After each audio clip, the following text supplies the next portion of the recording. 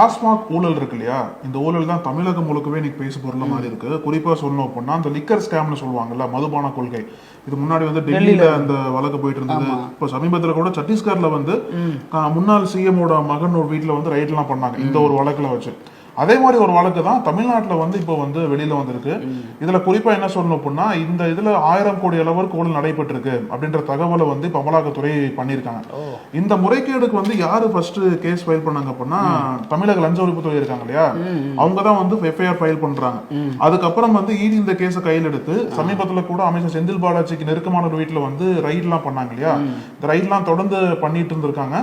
அதுக்கப்புறம் தான் வந்து மணி லாண்டரிங் ஆக்ட் கீழே இந்த வழக்கை கொண்டு வந்து இப்போ வந்து 1000 கோடி அளவுக்கு இந்த ஒரு டாஸ்மாக் துறையில வந்து ஊழல் நடந்திருக்கு அப்படின்ற ஒரு செய்தியை வந்து இப்போ சொல்லியிருக்காங்க. உள்ளபடியே வந்து இங்க இருக்கக்கூடிய திமுக அரசுக்கு ஒரு மிக பெரும் சிக்கலா தான் வந்திருக்குன்னு சொல்லணும். ஏன்னா சொன்னது போல ஏற்கனவே செந்தில் பாலாஜி ஜாமீன்ல தான் இருக்கார். இப்ப இந்த ஒரு வழக்கை வச்சு அவரோட ஜாமீன் வந்து ரத்து பண்ணப்படுமா, இல்ல இதை வந்து அமலாக்கத்துறை எப்படி அவருக்கு ஒரு புது சிக்கலை மாத்த போறாங்க அப்படின்ற கேள்வியில எழுந்திருக்கு. ஏற்கனவே 471 நாள் ஜெயில இருந்துட்டு வந்திருக்காரு.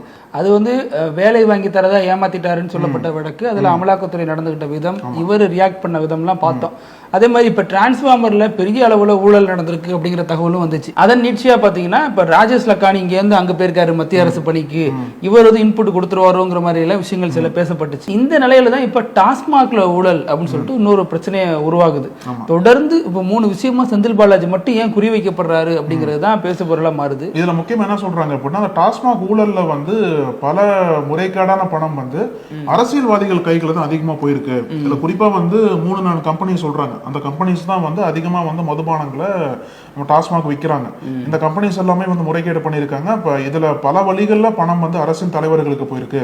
அதுவும் குறிப்பா செந்தில் பாலாஜிக்கு நெருக்கமா இருக்கிறவங்களுக்கு அதிகமா போயிருக்குன்ற மாதிரி குற்றச்சாட்டு வைக்கிறாங்க இல்லையா.